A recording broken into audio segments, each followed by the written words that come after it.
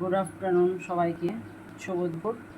আর এখানে দেখো, এখানে রান্না করছি ডাল, মটরের ডাল, শাক ভাজা, কমলি শাক ভাজা, ভিন্ডি মশলা, আলু ভাজা, আর এখানে দেখো পকোড়া।